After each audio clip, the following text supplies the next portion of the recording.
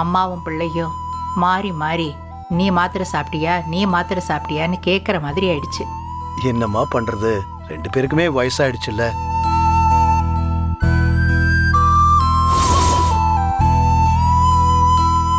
இன்னைக்குதான்ப்பா நான் ரொம்ப நாளைக்கு அப்புறம் சந்தோஷமா இருக்கேன்.